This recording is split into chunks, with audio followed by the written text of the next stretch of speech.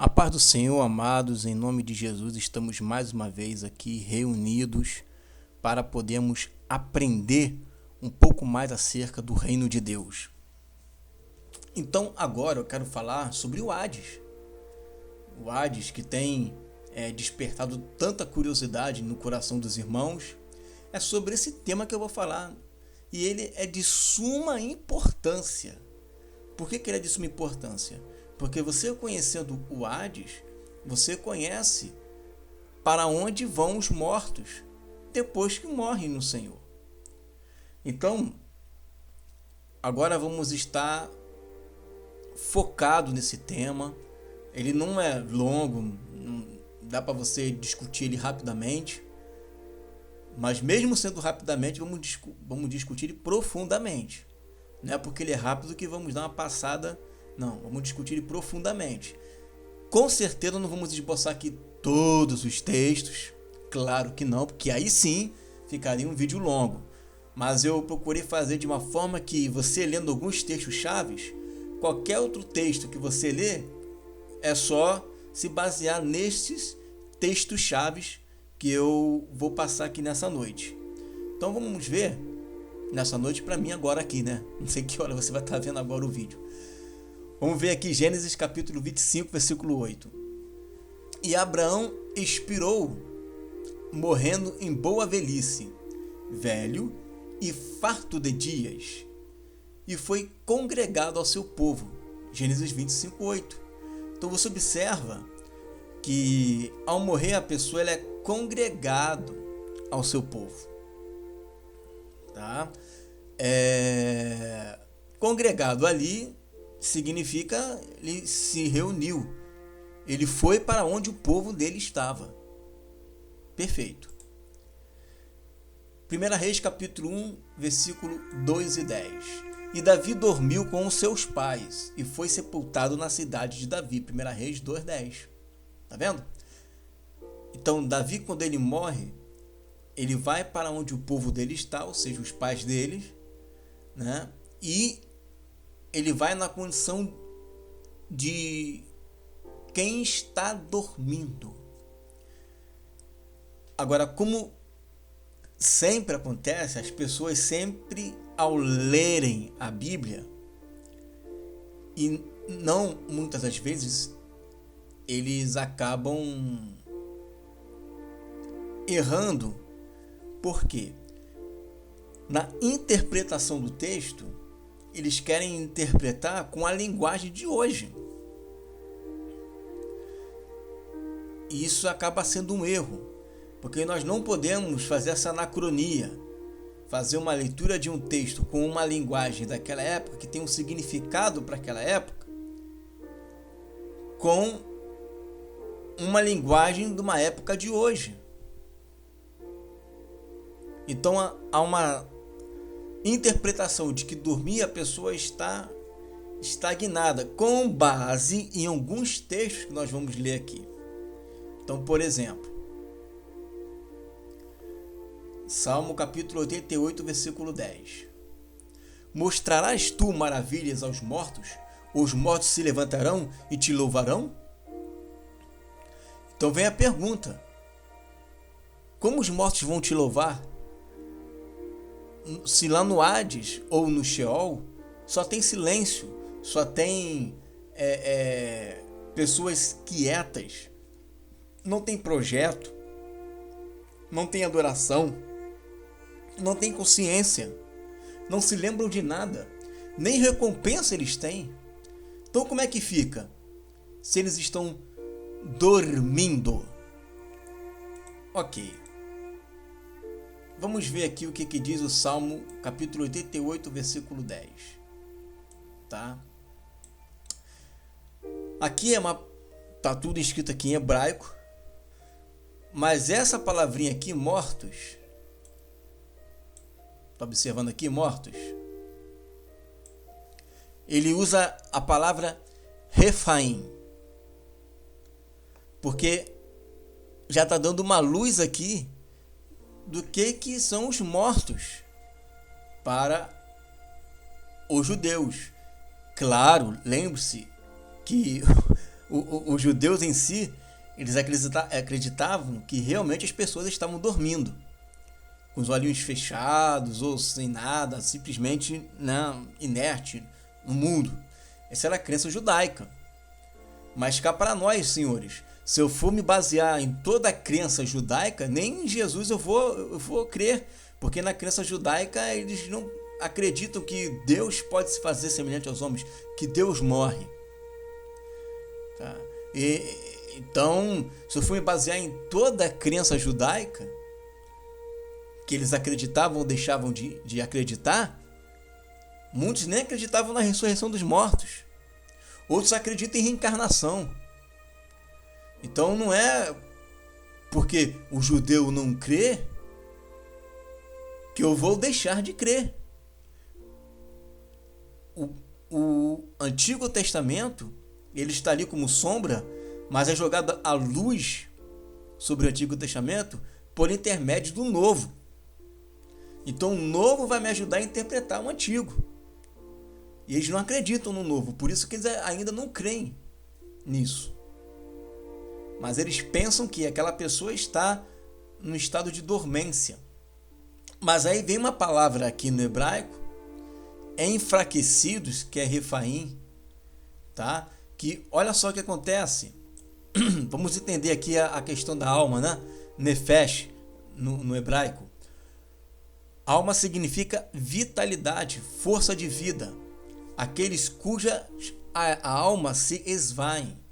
Ou seja, quando a pessoa ela morre, a alma dela ela fica enfraquecida. Porque alma significa força, vida, vitalidade.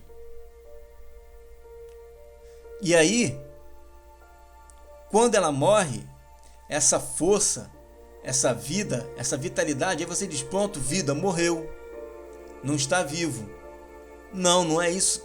Porque vida, para o judeu, significa movimento. Então ele deixa de estar em movimento. Então vamos lá. Quando a alma da pessoa ela morre, a alma da pessoa não, quando o corpo da pessoa morre e a alma deixa de estar nesse corpo, isso significa que essa alma fica enfraquecida. Ela entra em um estado de adormecimento. Por isso que lá em Levítico 17,14 diz: não deveis comer o sangue de qualquer tipo de carne, porque a alma de todo tipo de carne é seu sangue. Quem o comer será decepado da vida. Por quê? Porque a alma está no sangue. Se você perde sangue, você perde o quê? Vitalidade. Você perde força. Você perde vida. Quando a pessoa está cansada, o que você fala para ela? Olha, calma, né? Respira um pouquinho, né? Vai respirando devagar, recupere as suas forças, porque a alma ela está enfraquecida. Então, quando diz que a alma ela está dormindo, é porque ela entrou nesse estado de enfraquecimento. Ela entrou nesse estado de calmaria, vamos colocar assim, né? Num estado de sonolência. Está fraca. Ela está sem aquela vitalidade, sem aquela força de antes. Muito bem. Juntando essa informação que o conceito de vida no mundo semita é de movimentação, então o que eles entendiam?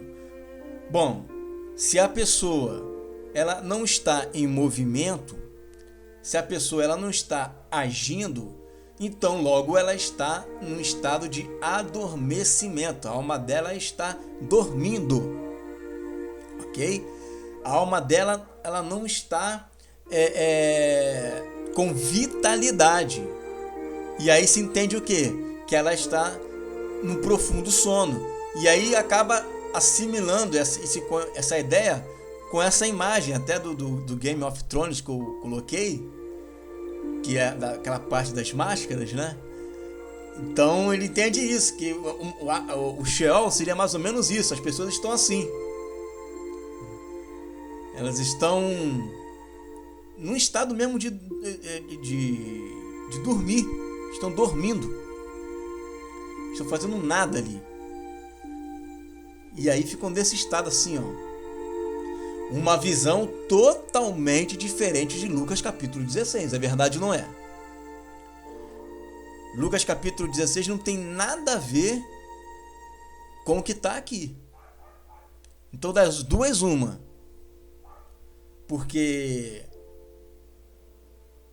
ou os dois estão errados ou um dos dois estão certos.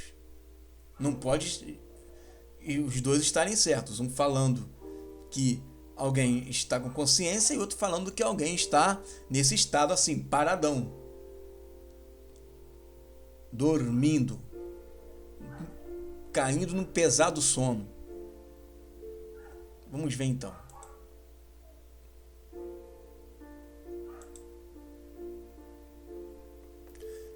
Uma das coisas que a gente vai ver aqui é o seguinte. Que algumas pessoas vão dizer, ora, mas Sheol significa apenas que a pessoa foi sepultada.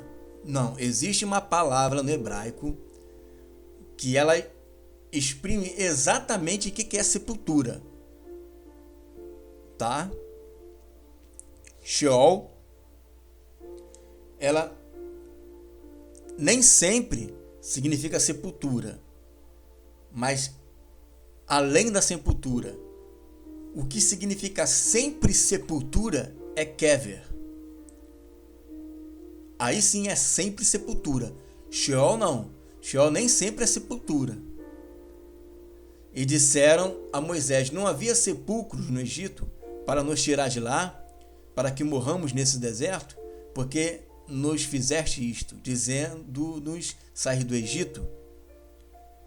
Então existe uma palavrinha no hebraico própria para sepultura mesmo. Existe. Agora, quando o texto quer dizer não somente uma sepultura, mas também um mundo além da sepultura, eles usam a palavra Sheol. Então, se alguém disse para você que Sheol é só sepultura, disse errado, porque não é não. Porém, tu és lançado de tua sepultura, como um renovo abominável, como as vestes dos que foram mortos, atravessados à espada, como os que descem ao covil de pedras, como um cadáver pisado. Isaías 14:19. Kever. Tem mais. Quem é que aqui, ou quem tens tu aqui, para que cavasse aqui uma kever, uma sepultura, cavando em lugar alto a sua sepultura e cinzelando na rocha uma morada para ti mesmo. Isaías 22:16. Você observa que existe uma palavra própria para sepultura, para sepulcro. Existe, que é kever, e uma outra, que é Queborá. E Jacó pôs uma coluna sobre a sua sepultura, Queborá. Esta é a coluna da sepultura de Raquel até o dia de hoje. Então, mais uma vez, amados, existe uma palavra no hebraico que é própria para a sepultura. Ela é própria para isso, que é Queborá e Kever. Quando se utiliza Sheol, ela pode significar tanto sepultura, como também ela significa além túmulo.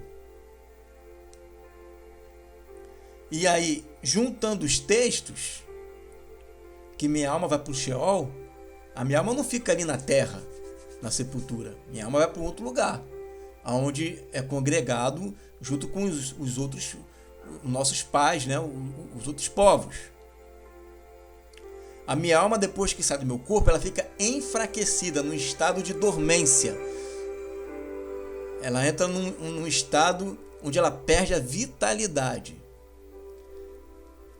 E aí entra aqueles textos que falam que a pessoa não tem consciência, que a pessoa não tem sabedoria, não tem projeto, ou não tem conhecimento, ou não tem louvor, né? Ou não tem recompensa.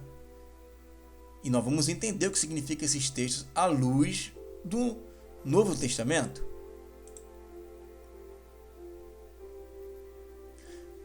Os mortos que descem à terra do silêncio não louvam a Deus, o Senhor. Salmo 115, 17. Tu, quanto te vier a mão para fazer, faze-o conforme as tuas forças. Porque no além, ou seja, Sheol, para onde tu vais, não há obra, nem projeto, nem conhecimento, nem sabedoria alguma. Eclesiastes 9, 10. Esse era o conceito lá dos hebreus. Até porque os hebreus não têm a iluminação do Novo Testamento. Então vamos continuar nesse conceito. Só que quando eu entro no Novo Testamento, eu entendo qual que é o conceito de dormir. O conceito de dormir é: os mortos estão adormecidos em um estado de lassidão, fraco, enfermo, destituído de sua consciência, porém com um fragmento psíquico da sua personalidade. E isso a gente vai enxergar no Novo Testamento, gente. Tá? Conceito de dormir: os mortos estão adormecidos em um estado de lassidão, estão fracos, uma certa enfermidade. Quando a gente fala em enfermidade, por quê? Porque ela não está com a sua vitalidade. Porque essa alma foi criada para estar nesse corpo. Sem o corpo ela está fraca. Ela está destituída de sua consciência. Porém, com um fragmento psíquico da sua personalidade. Ela possui ainda um fragmento. Tá? Esse fragmento que ela possui é o que nos faz entender o contexto de Eclesiastes 9. Olha só: goza a vida com a sua mulher, que amas, todos os dias da tua vida vã, os quais Deus te deu debaixo do sol, todos os dias da sua vaidade, porque esta é a tua porção nesta vida, e no seu trabalho que tu fizestes debaixo do sol. Então, debaixo do sol ele tem tudo isso. Mas no Sheol, no além, ele não tem tudo isso. Ele tem o que? Um fragmento. Claro que lá ele não vai ter obra nenhuma, claro que lá ele não vai ter projeto nenhum, claro que lá ele não vai ter nenhum conhecimento no tocante ao conhecimento que existe debaixo do sol. Ele não tem nenhum conhecimento, ele não tem nenhuma sabedoria. Ele não sabe o que acontece debaixo do sol. E ele também não tem esse louvor. Por que não tem esse louvor? Por que não tem essa adoração? Porque não é uma adoração no tocante. Deixa eu voltar aqui para onde eu queria. Espera aí. A essa adoração aqui. Uma adoração perfeita. Uma adoração sem fraqueza. Uma adoração com consciência plena. Uma adoração sem enfermidade. Uma adoração sem lassidão. Lá não tem nada disso. Na realidade, irmãos, se você for conversar com um judeu, nem ele vai ter uma explicação bem elaborada sobre esse assunto. Um judeu mesmo, ele vai dizer: a gente entende assim, né? Dá para entender assim. Ele não vai colocar uma pá de cal no assunto. Ele não vai dizer que é assim, assim, assado dessa forma. Tá compreendendo? Então, esse é o conceito de dormir. Esse é o conceito de adoração. E agora a gente vai conseguir entender melhor quando nós formos para o Novo Testamento. Olha aí, vamos para o texto.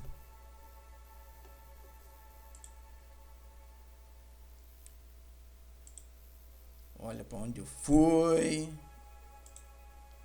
Deixa eu correr para frente. Isso aqui dá ficar. Aperta o botão errado. Ele volta tudo. Muito bem. Por isso, desperta, tu que dormes, e levanta-te dentre os mortos, e Cristo te esclarecerá.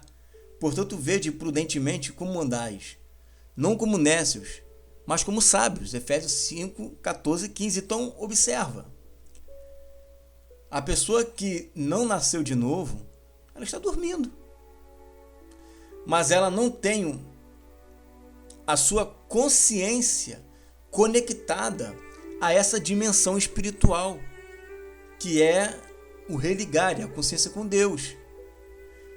Então ela está o quê? Dormindo. Como morto. Levanta-te dentre os mortos. Não é isso que Jesus fala lá para aquele rapaz lá que queria enterrar o seu pai e sua mãe? Deixa que os mortos enterrem seus mortos. Você, porém, vai e prega o reino de Deus. Conceito de dormir, ela abre um leque tão grande no Novo Testamento que a gente começa a compreender essa questão de dormir. Quando Jesus fala, né, não temas porque essa criança está dormindo. Quando Paulo fala para Eutico, que é o da janela, ele está dormindo, desperta, né, acorda. Não significa que a pessoa estava no sentido sem consciência nenhuma. Mas implica em que ela estava sem essa ligação entre o mundo espiritual. No caso dos mortos fisicamente, eles estão sem essa conexão com o mundo, esse mundo, essa dimensão aqui que nós estamos vivendo. Eu ia dizer o mundo real, mas não, lá também é um mundo real, né? Só que é uma outra dimensão. Então, quando eles estão dormindo, é que eles não sabem nada do que está acontecendo debaixo do sol. Elas estão enfraquecidas, elas estão com um fragmento do seu psíquico ainda apenas. Mas elas não têm a sua vitalidade, a sua força. Então ela está entre os mortos, está dormindo. É esse mesmo conceito que é utilizado quando a gente olha para o mundo e enxerga que mesmo pessoas estando vivas, elas estão dormindo, estão entre os mortos. Por quê? Porque ela não está esclarecida, ela não está com a sua alma ligada ao mundo espiritual. Ela só vê as coisas naturais. Não tem o que Paulo falou? Que um homem natural não consegue discernir as coisas do espírito porque ele só enxerga aquilo que é natural? Por quê? Porque ele está dormindo, ele está no estado de lassidão, ele está enfermo, ele não está esclarecido, ele está como morto. Mesma coisa são os que dormem. Os que dormem não têm o seu sentido completo do que está acontecendo aqui na Terra. Eles não sabem o que está acontecendo aqui na Terra. Eles não têm conhecimento nenhum. Agora, como eu creio que chegando lá existe um certo fragmento da consciência, claro que entre eles ali vai haver uma comunicação e aí um vai saber do outro. Isso nós vamos ver daqui a pouco. Não durmamos, pois, como os demais, mas vigiemos e sejamos sóbrios, porque os que dormem de noite, os que se embebedam-se de noite, ou seja, os que estão dormindo não têm o conhecimento do perigo, os que estão dormindo não têm o conhecimento de nada. Esse é o conceito. Os que estão dormindo não vigiam. Por que não pode vigiar? Porque eles não sabem de nada que acontece. Eles não têm conhecimento nenhum, não têm sabedoria nenhuma. E eles estão lá sem essa consciência de saber, né, quando que vem o Senhor Jesus, porque eles não têm sabedoria, não têm conhecimento. Eles estão nesse estado de lassidão.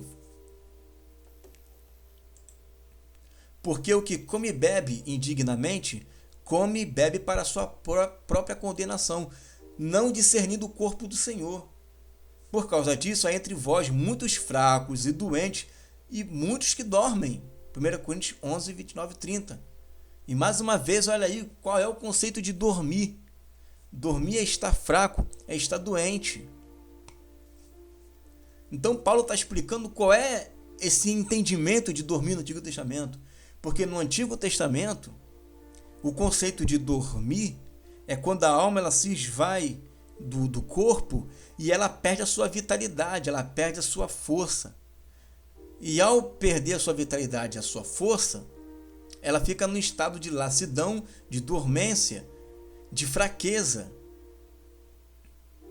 Só que com aqueles textos que falam não tem louvor, não tem conhecimento, não tem sabedoria, eles entendem que lá não tem sabedoria, não tem conhecimento, não tem louvor, mas não tem no tocante ao pleno conhecimento que nós temos hoje, que estamos debaixo do sol. Lá tem na dimensão deles, não na nossa dimensão. Lá tem segundo até onde eles podem alcançar, mas não segundo o que nós podemos alcançar, porque de uma certa forma ou de outra, eles estão numa dimensão fraca, numa dimensão que não é o normal, é de fraqueza. A morte estão ali, a morte está ali prendendo eles. Então isso não é bom. Mateus 25, 1,5. Então o reino do céu será semelhante a 10 virgens que, tomando as suas lâmpadas, saíram ao encontro do esposo. E 5 delas eram prudentes e 5 loucas. As loucas, tomando as suas lâmpadas, não levaram azeite consigo, mas as prudentes levaram azeite e as suas vasilhas com as suas lâmpadas. E tardando o esposo, tosquenejaram todas e adormeceram. Ou seja, o esposo demorou tanto que elas entraram no estado de dormência. Elas perderam a noção do tempo, do espaço. Entendeu? Não significa que elas morreram. Então elas morreram. Não, elas dormiram. Por quê? Porque elas deixaram de estar esperando um noivo. Adormeceram. Agora, quando você dorme, não fica um fragmento do seu consciente lá no seu inconsciente? Você ainda não sonha? Deus ainda não pode falar com você em sonho? Quando Salomão dormiu, Deus apareceu a Salomão em sonho. É verdade ou não é? Deus não fala por sonhos? Por que Deus fala por sonhos? Porque enquanto você está dormindo, não significa que o seu cérebro para. Mas ela entra num estado de fraqueza. Então ainda fica resquícios do seu consciente se chocando com o seu inconsciente. Ok? E a mesma coisa aconteceu com elas. Elas adormeceram. E aí, conforme o texto você vai lendo, você vai observar que a questão aqui tem a ver com o mundo espiritual. Até porque isso é uma parábola mesmo. Lucas 20, 37 e 38. E que os mortos hão de ressuscitar, também o mostrou Moisés junto da sarça, quando chama ao Senhor Deus de Abraão e Deus de Isaque e Deus de Jacó. Ora, Deus não é Deus dos mortos, mas de vivos, porque para ele vivem todos. Vive no estado de fraqueza, de lassidão, mas vive. O que morre é o corpo. A alma ainda permanece. A alma ainda continua. Então você, mais uma vez, observa que essa questão de Refaim, que está lá em Salmo 88:10, os mortos, os Refaíns, os que estão enfraquecidos, não significa que estão aniquilados, mas sim que eles estão vivos, mas em um estado inferior a nós. Beleza? E aí entramos na história do rico e do Lázaro. Vamos ver. Ora, havia um homem rico e vestia-se de púrpura e de linho finíssimo, e vivia todos os dias regalada esplendidamente.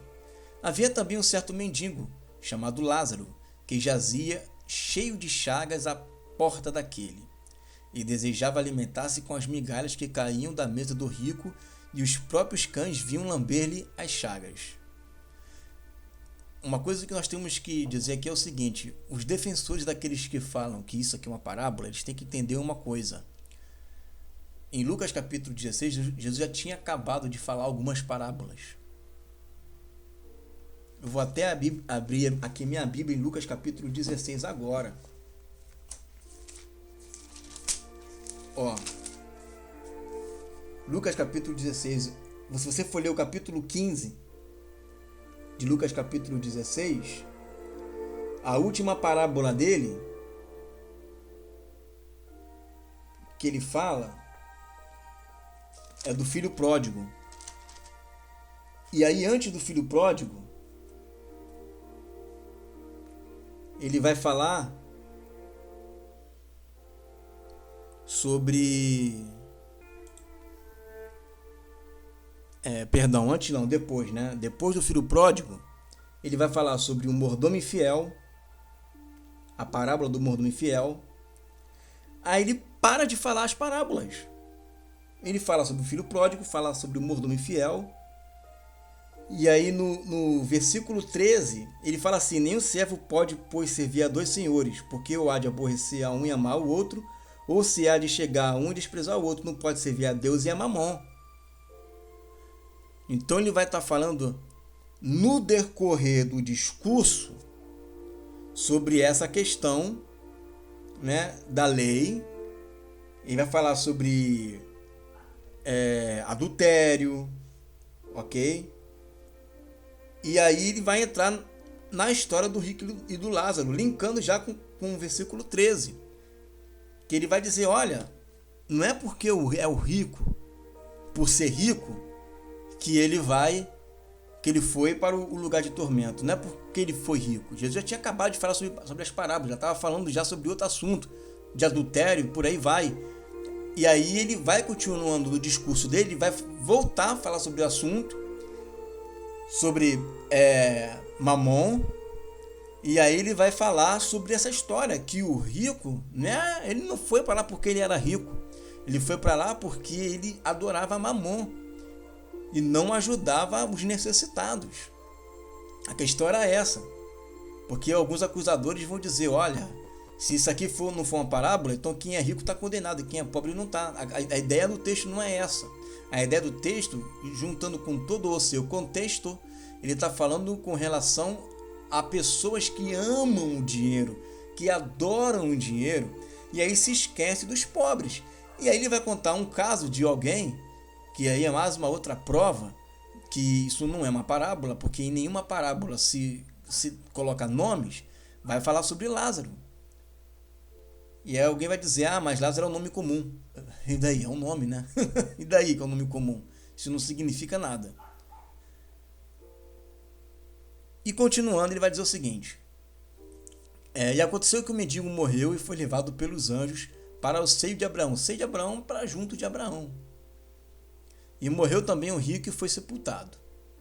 E no Hades ergueu os olhos. E aí algumas pessoas vão dizer: como que pode alguém erguer os olhos e olhar para o céu? Isso é impossível, alguém está sofrendo lá no céu. O erguer os olhos não é levantar os olhos para o alto, erguer os olhos é olhar adiante. Lembra aquela passagem que Jesus falou para os discípulos: erguei os olhos e vejo os campos? Será que os campos estariam no céu? Claro que não.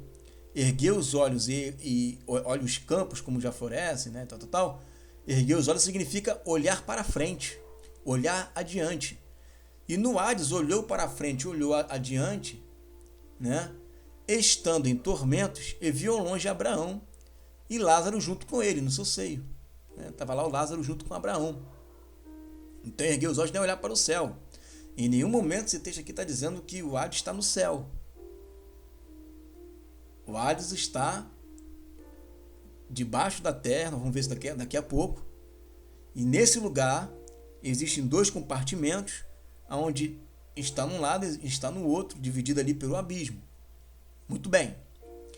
E clamando disse: Pai Abraão, tem misericórdia de mim e manda Lázaro que molhe na água a ponta do seu dedo e me refresque a língua, porque estou atormentado nesta chama. E aí nós temos que entender o seguinte: esse atormentado nessa chama, a própria palavra atormentado, ela já explica o que esse texto significa. Ela já explica o que está acontecendo ali. Vamos ver. Atormentado ali no grego é bassanos. Tortura mental que a pessoa é condicionada para revelar a verdade. O que aconteceu aqui não foi nada mais, nada menos do que uma tortura mental que o rico estava passando. E aí ele vai usar uma expressão idiomática: molhar na água a ponta do seu dedo, para que refresque a língua. Porque ele estava sofrendo uma tortura mental. Você entende agora que essa parte onde eu grifei aqui de azul, ela não é fogo literal ali, porque senão seria o Geena, seria o lago de fogo e enxofre. Essa chama aqui é a chama do atormento que ele está passando, justamente por causa do Bassanos. O que é o Bassanos? É quando a pessoa é submetida a uma tortura mental. Lembra que Paulo falou lá, acho que em 1 Coríntios capítulo 3, quando ele diz que as nossas obras serão provadas pelo fogo? É essa chama, é uma expressão idiomática da época. E aí eu consigo linkar isso também com o que a ciência diz. Porque o que a ciência diz? Vamos olhar aqui. O doutor cirurgião cardíaco Maurice Haulingens, nos seus livros Além da Porta da Morte e É Seguro Morrer, de 1978, ele morreu agora em 2010, esse doutor. Ele sugere o seguinte: Haulingens sugere que experiências positivas e negativas ocorrem na razão de aproximadamente 50/50. Ele descobriu que as experiências positivas são facilmente relembradas porque são jubilosas, mas as experiências negativas são tão tormentosas, olha a expressão que ele coloca, tormentosas, que ficam represadas profundamente a ponto de não serem mais lembradas. De quem que ele está falando aqui? O Dr. Maurice Haulingens, ele era cirurgião cardíaco, então ele teve diversas experiências de pessoas que tiveram o EQM, experiências quase morte. Então, houve pessoas que chegaram a morrer na mesa da cirurgia, mas por causa de alguns procedimentos voltaram a viver. E aí nessas experiências, que foram diversas que ele teve, cada um deu um testemunho diferente. Muitas pessoas não se lembravam de nada.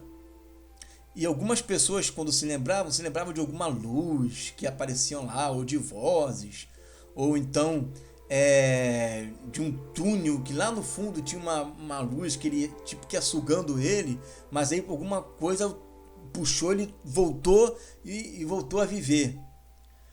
Por outro lado, também teve pessoas que ficaram relembrando coisas da vida, o tempo todo relembrando momentos dela, desde quando era criança até aquele momento. Lembrou a família, lembrou do pai, lembrou do filho, lembrou do dia que matou, lembrou do dia que morreu, lembrou daquele momento especial, marcante, e aquilo ficou passando no cérebro dele diversas vezes, e isso tem a ver com isso aqui, com o Bassanos, tortura mental, que a pessoa é condicionada para revelar a verdade. Isso está no grego.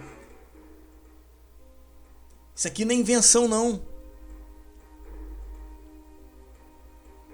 Isso aqui não é uma teologia inventada por mim. Isso aqui você pega o grego, bota lá, que você vai ver isso aí.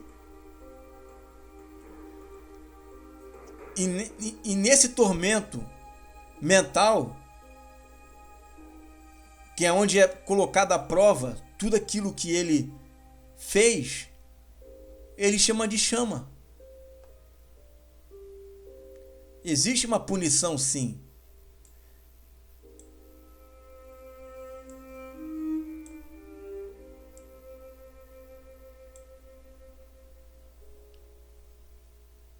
Entendeu?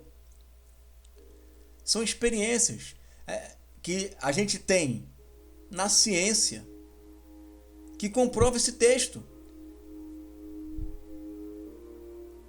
Disse, porém, Abraão: Filho, lembra-te de que recebeste os teus bens em tua vida.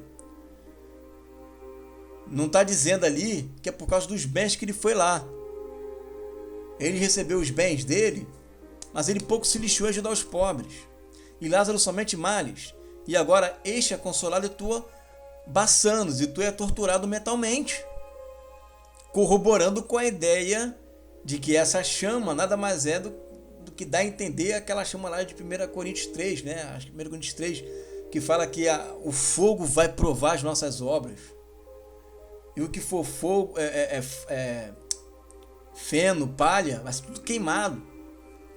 E lá está ele sendo confrontado. E aí ele usa uma expressão idiomática para poder aliviar ele. Molha na água a ponta do seu dedo e refresca esse tormento mental que eu estou tendo. Claro que se fosse um fogo do corpo todo, como é que um fogo do corpo todo ia, uma gotinha ia aliviar? Antes de chegar lá ia evaporar. Disse, porém, a Abraão: Filho, lembra-te de que recebeste teus bens em tua vida, e Lázaro somente males, e agora este é consolado, e tu baçanos, e tu tendo um tormento mental. E além disso está posto um grande abismo entre nós e vós, de sorte que os que quisessem passar daqui para vós não poderiam, nem tampouco os de lá passar para cá. Ou seja, não pode passar nem quem está desse lado para aqui, e nem quem está aqui passar para aí. E tem gente que coloca esse os de lá, né? Que é entender que é os que estão agora aqui, nesse mundo, debaixo do sol. Outros não, outros dizem que é um outro lugar. Independente se for o de lá, os que estão debaixo do sol, ou outro lugar, que seria um terceiro compartimento, dá a entender melhor ainda a questão da criação, que é a terceira dimensão, né, do reino de Deus. E aí eu vou deixar o link aí a respeito da criação. Eu me lembrando, eu vou deixar um link exatamente agora. Vai aparecer o link aí, que fala sobre a criação. E disse ele: Rogo-te, pois, ó Pai, que o mandes à casa de meu pai, pois tenho 5 irmãos, para que lhes dê testemunho, a fim de que não venham também para este lugar de tormento mental, de baçanos. E disse-lhe Abraão: Tem Moisés e os profetas, que ouçam-nos. E disse ele: Não, pai Abraão, mas se algum dentre os mortos fosse ter com eles, responder-se-iam. Porém Abraão lhe disse: Se não houve a Moisés e aos seus profetas, tampouco acreditarão ainda que algum dos mortos ressuscite. Eu já ouvi nego dizer que isso aqui é uma parábola egípcia, porque tem uma história parecida. Parecer não significa muita coisa, né, gente? Agora, eu fico pasmo com cristãos usando esse argumento de que é uma parábola egípcia, porque quem está falando essa parábola aqui não é Allan Kardec, não é Buda. Quem está falando essa suposta parábola, segundo eles, é Jesus.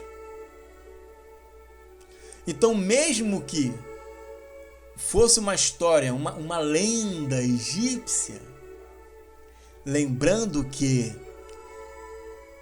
ali no Egito teve os descendentes de Cã, de Ismael, o povo hebreu ficou ali durante 430 anos.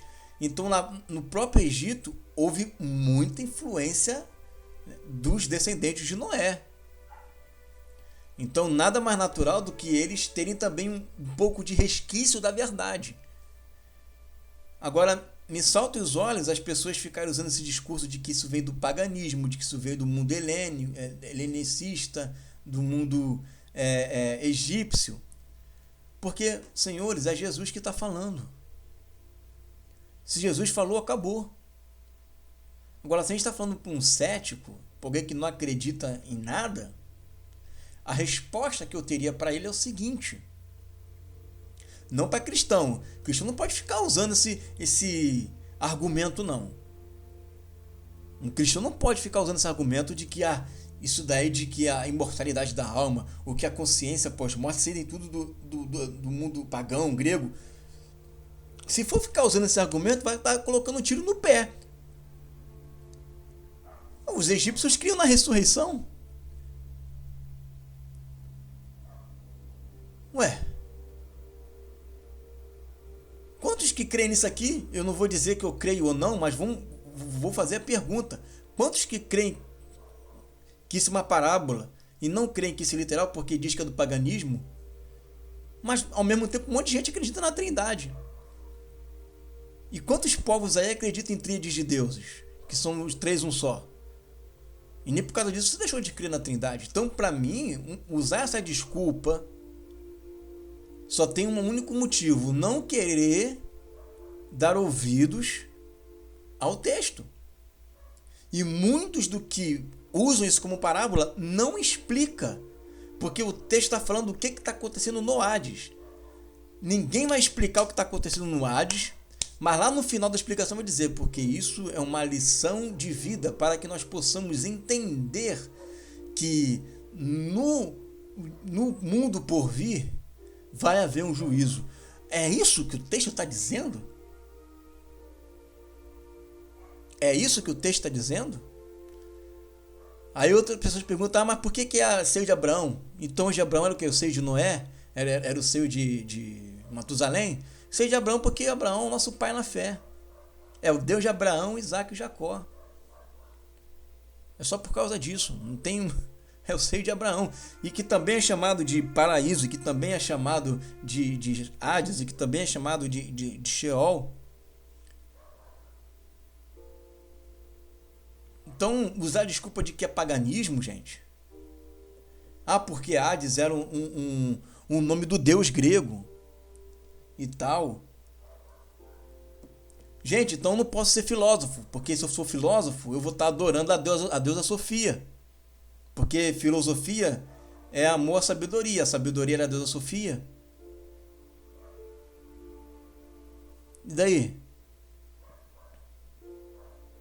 Porque Hades parece um pouco com aquela história, né, do deus da morte, o Hades, no mundo dele. Se a Bíblia não tivesse escrito no grego, mas tivesse escrito, sei lá, na língua dos índios, eles iriam usar o termo vigente, gente. Quem era o deus dos indígenas? Era o Tupã. Se estivesse escrito aqui sobre no mundo indígena, na terras indígenas, a Bíblia, e ao invés de estar escrito lá, sei lá, Deus, estaria Tupã, para eles poderem entender. A Bíblia foi escrita num idioma que eles pudessem entender. Mas todo mundo sabe que quando fala de Hades está se referindo ao Sheol. Todo mundo sabe disso. Mas as pessoas querem ficar associando Hades às mitologias gregas. E aí é que complica as coisas, porque a pessoa parece que está forçando a barra para não querer entender mesmo. Só para querer acusar. E na hora que eu vou pedir uma explicação do que está acontecendo lá no Hades, ninguém dá. Aí vai usar que é parábola, que é um gentil, porque é gentil, os dois estão ali, juntos, na mesma terra. Os dois estão ali juntos. O mendigo estava lá junto com Lázaro. Aí vai usar porque estava em púrpura, então isso simboliza. Não tem que simbolizar, esse texto aí, se você simbolizar, vai acontecer o seguinte, você não vai explicar o que está acontecendo, você vai explicar uma parábola, vamos supor que seja uma parábola. Você vai explicar uma parábola que o contexto dele é todo o mundo dos mortos e você vai trazer para o mundo dos vivos. É isso que acontece. Um contexto que é totalmente para o Hades, você vai trazer para o mundo debaixo do sol. E aí na conclusão, lá embaixo, você vai dizer, o que é mais importante é mostrar que se você não andar de acordo com a lei de Moisés, se você não ouvir Moisés e Jesus, você vai ser penalizado no fim de tudo. É isso que você vai dizer. Agora, explicar tintim por tintim, você não vai. Por que você não vai? Porque isso não é uma parábola. Todas as parábolas têm em si uma explicação em todos os versos. E aqui não tem. E eu não vi ninguém explicar.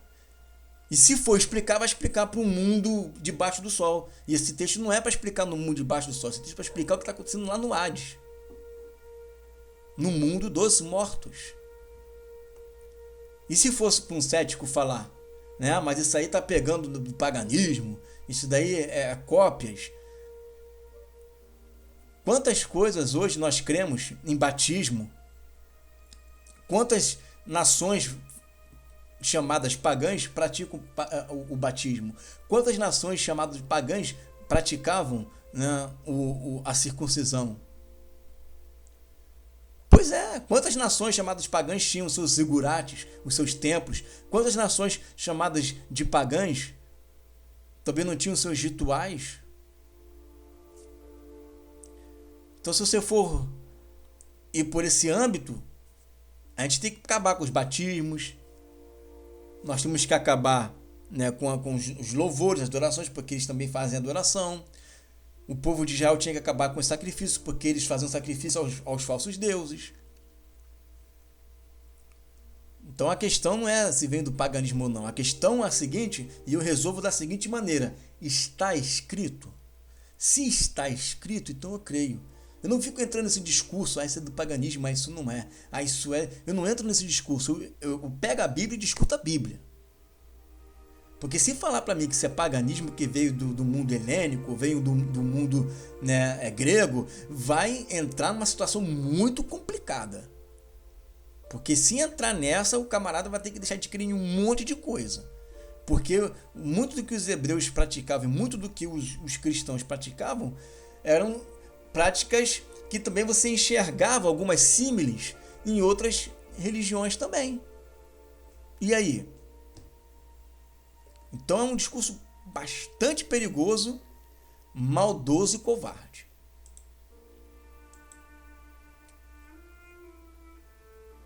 E agora nós conseguimos entender melhor alguns textos.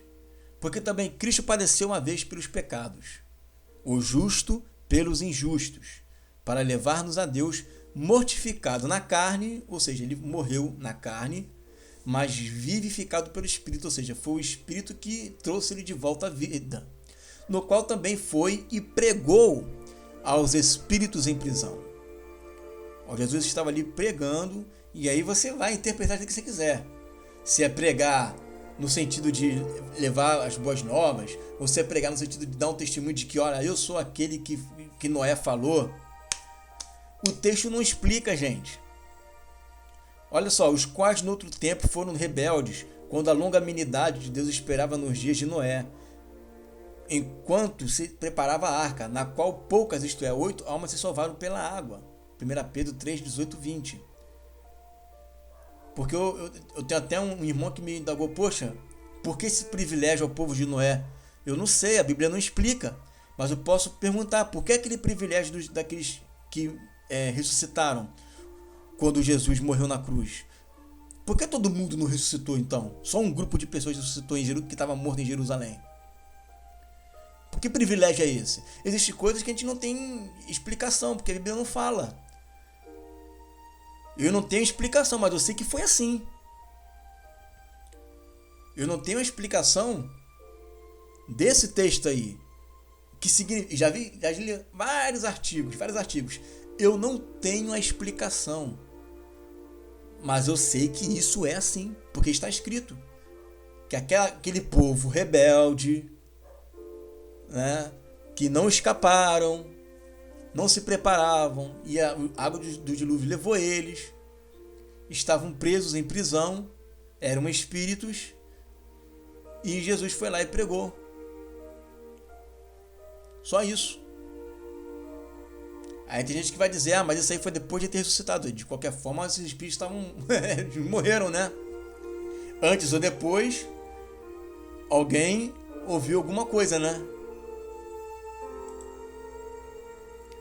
Apocalipse 6, 9 e 11. E havendo aberto o quinto selo, vi debaixo do altar as almas dos que foram mortos por amor da palavra de Deus e por amor do testemunho que deram. E clamavam com grande voz, dizendo: Até quando, ó verdadeiro e santo dominador, não julgas e vinga o nosso sangue dos que habitam sobre a terra?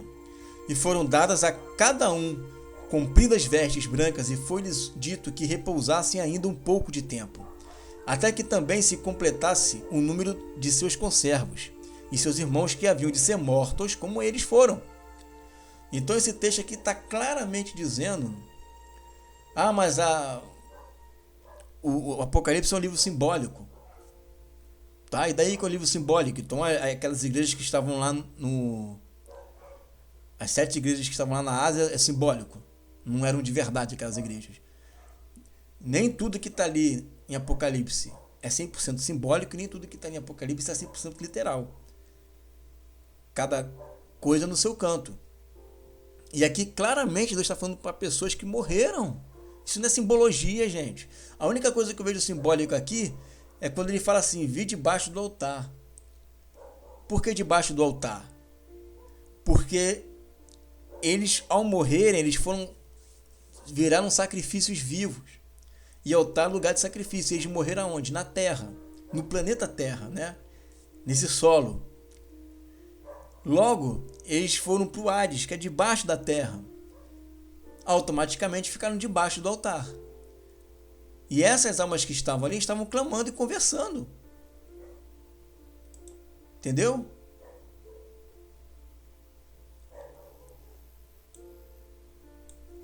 Vamos para outro texto. E disse a Jesus: Senhor, lembra-te de mim quando entrares no teu reino. E disse-lhe Jesus: Em verdade te digo que hoje estarás comigo no paraíso. Lucas 23, 42, 43. Então hoje eu vou morrer, você vai morrer junto comigo, tá? Então nós vamos para o paraíso. Aí tem um segmento religioso que coloca uma vírgula ali, né? Em verdade te digo hoje, estarás comigo no paraíso. Mesmo se fosse assim, não mudaria o sentido do texto. Eu te digo hoje, que tu estarás comigo no paraíso. Jesus morreu para o paraíso. Não muda nada. Não muda nada. Partindo do ponto de que Jesus não subiu ao céu, nem no primeiro dia da sua morte, nem durante os 40 dias aqui na terra, o único lugar que restou para onde Jesus teria ido foi realmente no Hades, que também leva o nome de Sheol, seio de Abraão ou paraíso. Olha aí, Atos 2,31, né? Nesta previsão, disse da ressurreição de Cristo, que a sua alma não foi deixada no Hades, nem a sua carne viu a corrupção. Ou seja, Jesus ficou 3 dias lá, depois ressuscitou. Disse-lhe Jesus: não me detenhas, porque ainda não subi a meu Pai. Mas vai para meus irmãos e dize-lhes que eu subo para meu Pai e vosso Pai, meu Deus e vosso Deus. João 20:17. O que significa ele subiu, senão que também descer às profundezas da terra? Efésios 4:9. Então nós temos na soma desses 3 textos 3 informações importantíssimas.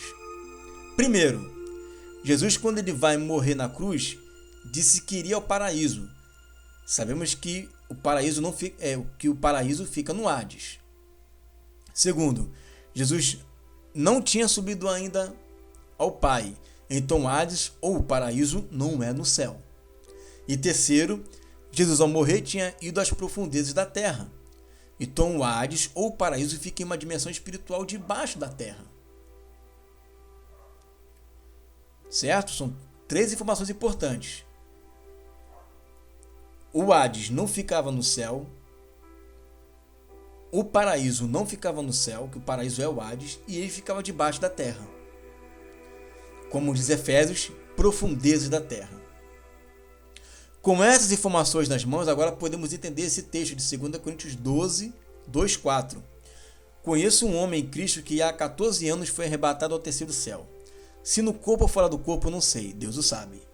E sei que esse homem, se no corpo ou fora do corpo, não sei, mas Deus o sabe, foi arrebatado ao paraíso.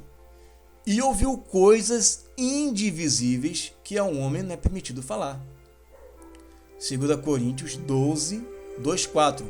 Foram 2 experiências diferentes. A primeira experiência ele tinha ido ao terceiro céu. E a segunda experiência ele foi ao paraíso. Por isso a repetição dessa frase: se no corpo ou fora do corpo, não sei, mas Deus o sabe. Agora você observa por que eu expliquei isso daqui.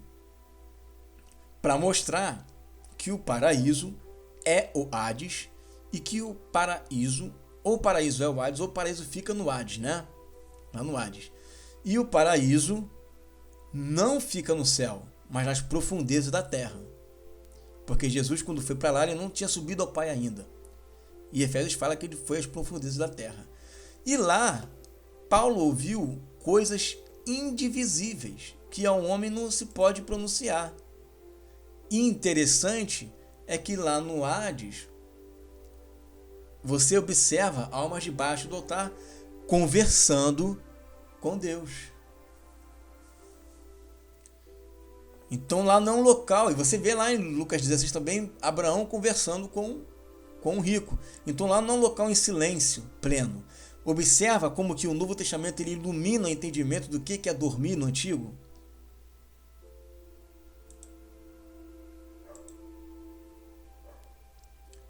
Oséias 13:14. Eu gemerei da mão do Sheol, e os resgatarei da morte. Onde estão, ó morte, as tuas pragas? Onde está, ó Sheol, a tua perdição? O arrependimento está escondido de meus olhos. Vamos ver esse texto de novo lá na frente. E quando isto que é corruptível se revestir da incorruptibilidade, e isto que é mortal se revestir da imortalidade, então cumprir-se-á a palavra que está escrita. Tragada foi a morte na vitória. Onde está a morte do teu aguilhão? Onde está, ó Hades, a tua vitória? 1 Coríntios 15, 54, 55. Essa passagem ainda não se cumpriu, porque ninguém venceu o Hades ainda. Paulo fala isso: onde está, o Hades, a tua vitória? Tem gente que fala que Jesus, quando veio, ele tirou a igreja do Hades. Então, se Jesus tirou a igreja do Hades, esse versículo aqui está aqui à toa. Paulo não entendeu, então, o que ele mesmo escreveu, né? Jesus não tirou a igreja do Hades. A igreja ainda está no Hades. Pois também eu te digo que tu és Pedro, e sobre esta pedra edificarei a minha igreja, e as portas do Hades não prevalecerão contra ela. Mateus 16:18. Ué, se a igreja ela já saiu do Hades, por que Jesus fala que a vitória sobre o Hades só vai acontecer quando ela estiver plenamente edificada? Isso significa que a igreja ainda não está plenamente edificada. A igreja ela ainda está em processo de edificação. A igreja ainda está passando por um processo de aperfeiçoamento. Quando a igreja estiver plenamente edificada, quando a igreja estiver plenamente em estado, né, de plenitude, de perfeição, então vai entrar no mesmo estado de Jesus, sem pecado algum. Nesse momento, as portas do Hades não vão conseguir reter a igreja, e elas serão abaladas e não prevalecerão contra ela. É que tem gente que pega esse versículo aqui, né, as portas do inferno não prevalecerão contra a igreja, aí fica utilizando para as perseguições, né, corriqueiras do dia a dia. Mas esse texto está querendo dizer algo muito superior a isso. Está se referindo à vitória da igreja sobre o mundo dos mortos, porque Hades é mundo dos mortos. Então a igreja não saiu do Hades. E todos estes, tendo tido testemunho pela fé, não alcançaram a promessa, provendo Deus alguma coisa melhor ao nosso respeito, para que eles, ou seja, aquele grupo lá de Hebreus 11, sem nós, não fossem aperfeiçoados. Hebreus 11, 39 e 40. Agora, como que é feito esse aperfeiçoamento? Eu não sei. Agora, de uma coisa eu tenho certeza, eu não posso aperfeiçoar ninguém que esteja dormindo, sem nenhum resquício do seu fragmento psíquico. Disso eu tenho certeza. Mas de alguma forma, veja o que está escrito: provendo Deus alguma coisa melhor ao nosso respeito, para que eles quem? Esse grupo aí de Hebreus 11, 39 e 40, aquela turma toda lá que morreram, né? Para que eles, sem nós, não fossem aperfeiçoados. Ou seja, esse pessoal que morreu Deus provê algo superior ao nosso respeito, que nós fôssemos aperfeiçoados juntos. A igreja aqui debaixo do sol e a igreja lá no Hades. Então ambos estão sendo aperfeiçoados. Como isso acontece? Eu não sei. É mais uma coisa que a Bíblia não explica. Mas eu sei que é isso. Existe alguma forma como que Deus está aperfeiçoando. E isso corrobora com esse texto aqui de Mateus 16:18, que fala que ele está edificando a igreja. Não é porque Abraão morreu, que Paulo morreu, que Pedro morreu, que eles deixaram de ser igreja. Eles continuam sendo igreja. E Deus de alguma forma está aperfeiçoando, edificando eles. Quando eles forem edificados plenamente e aperfeiçoados plenamente, então a porta do Hades vai se abrir e eles vão sair de lá. Agora, eu posso aperfeiçoar e edificar alguém dormindo? Claro que não. Por isso que Paulo diz, né? Desperta tu que dormes. Falando para aquele pessoal que estava na sonolência. Quando eu falo posso aperfeiçoar alguém dormindo e edificar alguém dormindo 100% nos moldes do que os aniquilacionistas acreditam, ou que esse pessoal que diz, né, que está dormindo sem nenhum tipo de comunicação nem nada. Eu penso que não tem como fazer isso. O aperfeiçoamento é para quem alguém está, no mínimo, tendo algum resquício de um fragmento psíquico nele. Agora nós vamos para o testemunho dos pais da igreja. Clemente aos Coríntios, ano 65 a 93 depois de Cristo, que foi escrita essa carta mais ou menos. Agora, para colocarmos fim aos exemplos antigos, passemos aos atletas que nos tocam de perto. Verifiquemos os nobres exemplos da nossa geração. Por ciúme e inveja foram perseguidos e lutaram até a morte as nossas colunas mais elevadas e retas. Fixemos nossos olhos sobre os valorosos apóstolos. Pedro, que por ciúme injusto não suportou apenas uma ou duas mais numerosas provas, e depois de assim render testemunho, foi para o lugar glorioso que lhe era devido. Por ciúme e discórdia, Paulo ostentou o preço da paciência. 7 vezes acorrentado, exilado, apedrejado, missionário no Oriente e no Ocidente, recebeu a ilustre glória por sua fé. Ensinou a justiça no mundo todo e chegou até os confins do Ocidente, dando testemunho diante das autoridades. Assim deixou o mundo e foi para o lugar santo. Ele se tornou o mais ilustre exemplo da paciência. Quem foi Clemente? Clemente, segundo reza a tradição, tem um Clemente lá escrito na Bíblia, foi discípulo do apóstolo Paulo. E aí você vai juntando esses textos aqui e esses testemunhos dos pais da igreja. Você tá mais um de Clemente. Desde Adão passaram todas as gerações até o dia de hoje. Mas os que foram perfeitos no amor permanecem no lugar dos piedosos. Esses hão de manifestar-se quando o reino de Cristo estiver à vista. Pois está escrito: entrai nos aposentos por um instante, até que passe minha ira e meu furor. Então me lembrarei do dia favorável e hei de ressuscitar-vos de vossos túmulos. Vamos para mais um texto.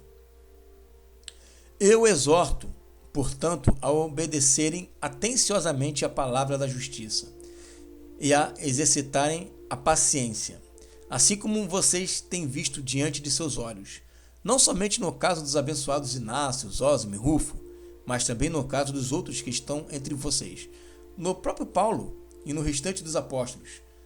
Façam isso, na certeza de que todos estes não caminharem em vão, mas na fé e na justiça, e na certeza de que eles estão agora no lugar que lhes corresponde, na presença do Senhor, com que eles também sofreram. Policarpo aos Filipenses. Policarpo foi discípulo do apóstolo João. Eu só estou citando aqui gente de elite. A elite da igreja do primeiro século e segundo século. Ok? É a elite. Aí você dizer que houve uma grande mudança com Roma, eu até aceito. Mas você dizer para mim que houve uma grande mudança com Policarpo e Clemente, eu já não aceito não. Como é que eu posso sentir a presença do Senhor estando inerte? Não tem como. Eu não posso sentir a presença de Deus estando inerte, gente. Para eu sentir a presença do Senhor, eu preciso estar, no mínimo, em sonolência. No mínimo, eu preciso estar fraco. Dentro daqueles parâmetros que a gente ensinou anteriormente. Do que significa a palavra refaim, enfraquecido. No mínimo. Justino Marte. Diga então que as almas dos justos permanecem num lugar melhor. E as injustas a mais ficam em outro lugar, esperando o tempo do julgamento. Claro, porque os que estão no lugar aonde estava o rico, né, no lugar de Bassanos, onde fica tendo tormentos mentais, relembrando um monte de coisa, ele só vai ressuscitar no dia do julgamento. Agora as almas dos justos estão num lugar melhor. Mas qual é a diferença de eu estar num lugar melhor ou pior?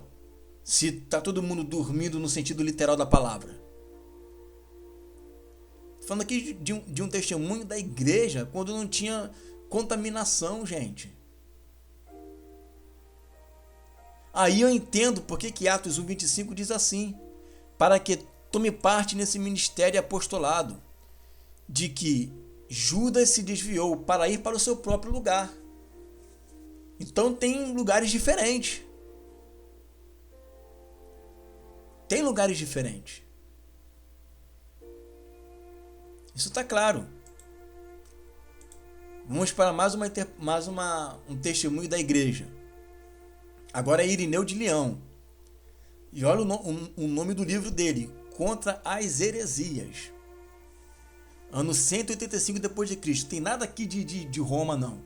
Aqui tudo antes. Eu gosto de estudar antes.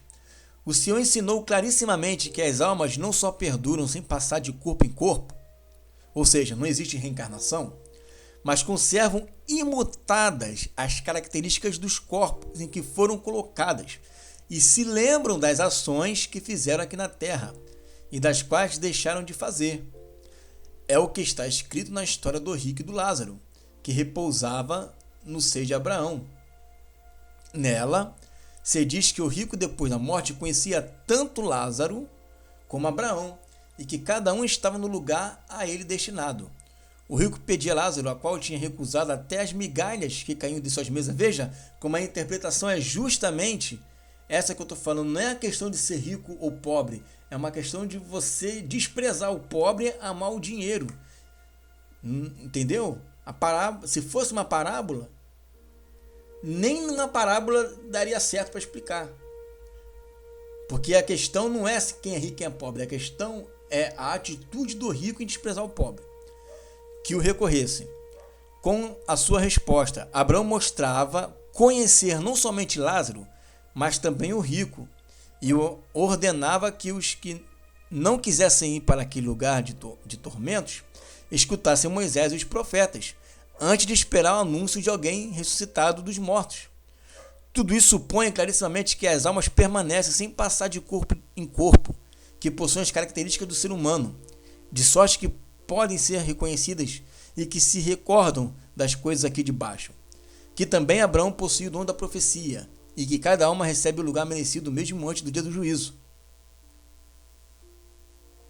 Então, essa questão que tem que falar assim, mas se a pessoa, ela, respondendo aqui, né, uma questão de colocaram lá para mim, se a pessoa está em alma, então ela não tem língua.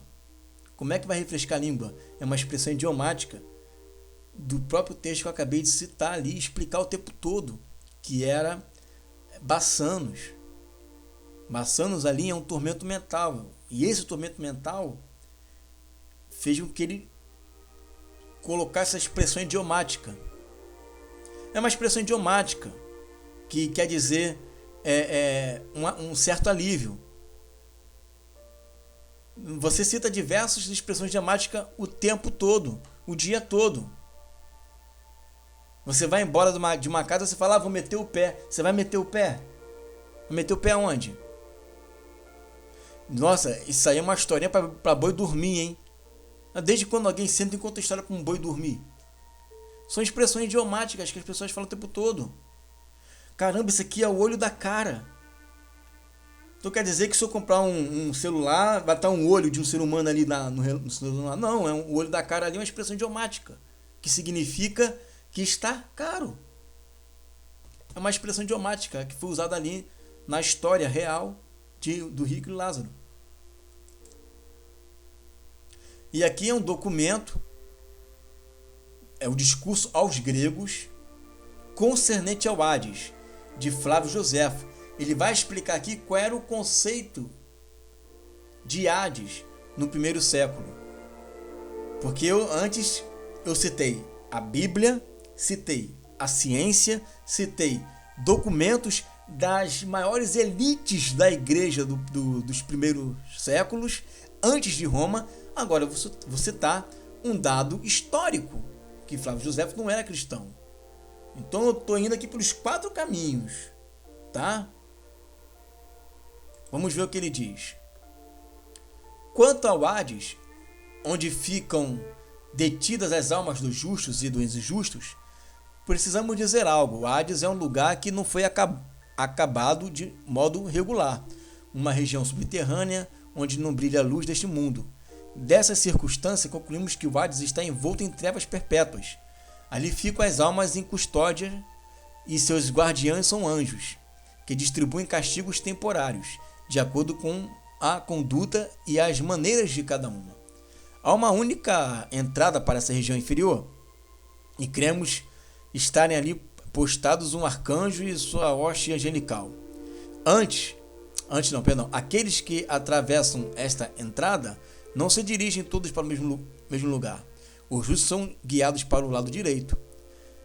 E esse lugar, você viu que eu cortei aqui alguma parte, né? Porque não tem como, né, gente? Olha só isso tudo aqui, eu só peguei uma parte só.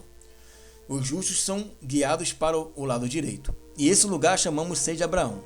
Quanto aos injustos, são arrastados à força para o lado esquerdo.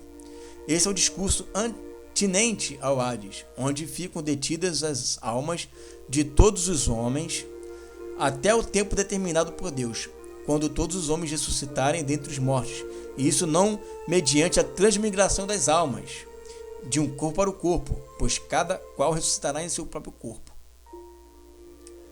Claro que isso aqui é um documento de um homem que nem cristão era, tá? Era um historiador.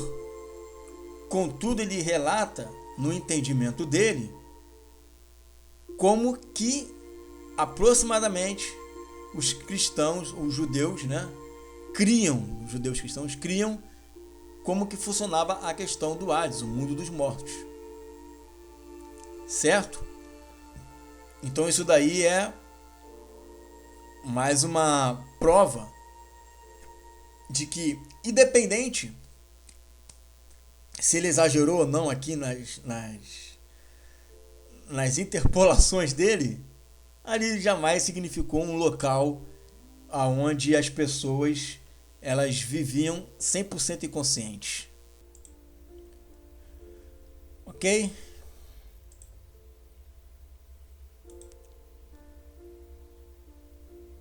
Então é isso, minha gente. Falamos aqui então sobre o Hades, o mundo dos mortos.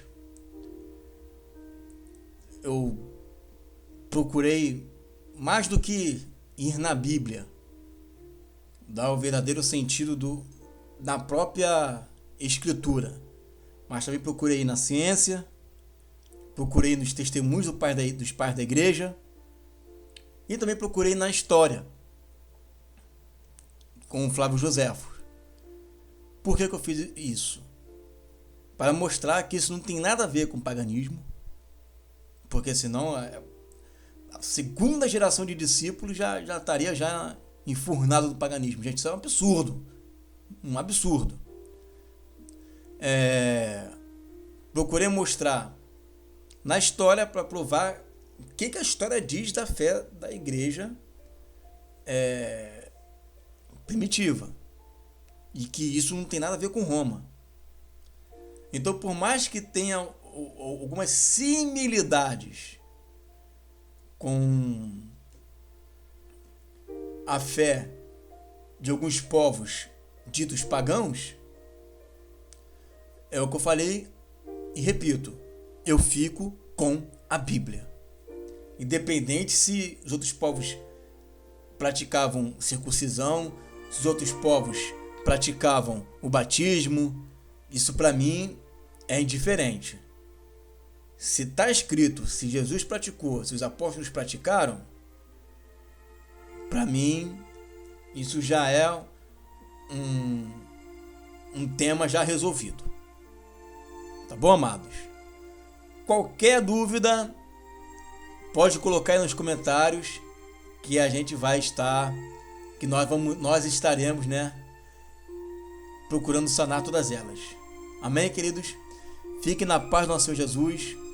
Tenham uma boa noite para vocês. Boa noite, porque aqui é noite, Mas boa noite, ou bom dia, ou boa tarde para todos vocês. Fico na paz do nosso Senhor Jesus. Amém.